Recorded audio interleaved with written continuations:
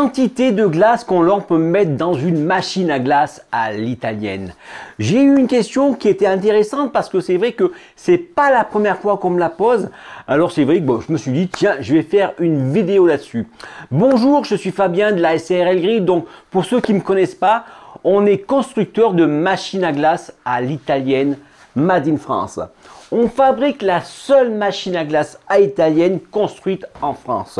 Donc, pour ceux qui sont intéressés par la glace à italienne, j'ai écrit un bouquin qui s'appelle Le business de la glace. Un guide complet qui parle de tous les concepts, tout ce qu'on peut faire avec une machine à glace à l'italienne. Et bien sûr, on parle des sucettes glacées, on parle de la gelato, on parle de la glace à la ferme, on parle de tout dans ce livre-là, d'accord? Donc, c'est un bouquin qui est disponible sur Amazon. Ceux qui sont intéressés, n'hésitez pas à aller faire un tour là-dessus. Donc, la quantité de glace qu'on peut mettre dans des bacs, dans des machines à glace. En fin de compte, une machine à glace à italienne, il y a une réserve de produits. Alors, je rappelle que les bacs qu'on met le produit dedans, qui est liquide, ne s'enlève pas, d'accord? C'est quelque chose qui est pris dans la masse. Il est entouré avec un serpentin pour faire du froid et de la mousse pour isoler tout ça. Donc, en fin de compte, en fonction de la machine, on a différentes capacités. Les petites machines moins puissantes, on a des 6 litres dedans. D'accord? 6 litres de mix, 6 litres de mix. Sachant que là-dedans, dans nos machines, nous, c'est des cylindres de 2 litres. Donc, on peut mettre 6 litres dedans. Après, les machines plus puissantes, les plus grandes, on est à 9 litres. On peut mettre 9 litres de mix dedans. Et dans la super grosse, d'accord, le big boss de nos machines, c'est 14 litres.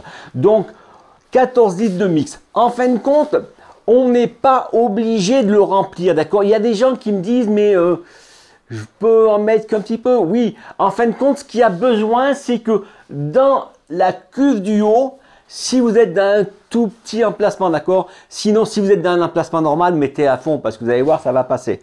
Ok? Mais si vous êtes quelqu'un d'anxieux, quelqu'un qui s'inquiète pour rien, quand même, je vais vous expliquer que si vous mettez du mix dedans, assurez-vous que la lumière qui soit ici soit toujours allumée en vert. Dès qu'il reste ça de produit, quand ça fait ça, hop, ça passe directement au rouge. Donc le rouge, ça prévient que si vous continuez, vous risquez d'avoir un petit souci, d'accord? Il va plus y avoir de produit, donc la glace ne sortira plus, la machine va faire du bruit et ça peut créer des problèmes. D'accord? Donc assurez-vous toujours que votre lumière reste verte, comme ça vous êtes tranquille. À l'intérieur, c'est des petits flotteurs comme de niveau. Dès qu'il baisse le niveau, hop, il y en a un, n'importe lequel des deux qui passe au rouge si jamais ça passe au rouge si jamais il manque de produit.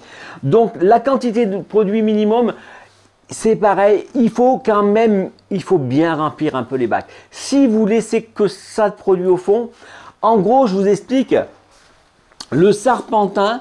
En gros je vous explique, on va dire que ça c'est la cuve, ça c'est une cuve de 14 litres, d'accord? Ok, donc là il y a un serpentin qui passe. Et ce serpentin-là, il sert à faire du froid. Ok?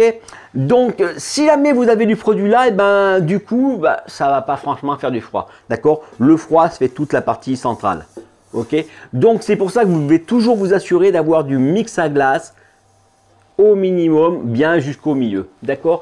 Après, nous, on met la sonde de température à peu près à ce niveau-là, aussi au niveau du milieu. Donc, si vous avez du produit jusqu'à là, tout ça sera contact de l'air, d'accord? Donc la sonde va se réchauffer rapidement. Elle va se réchauffer avec la température et elle va s'enclencher, ça va faire du froid. Du coup, la sonde, on va voir, le froid va descendre la température.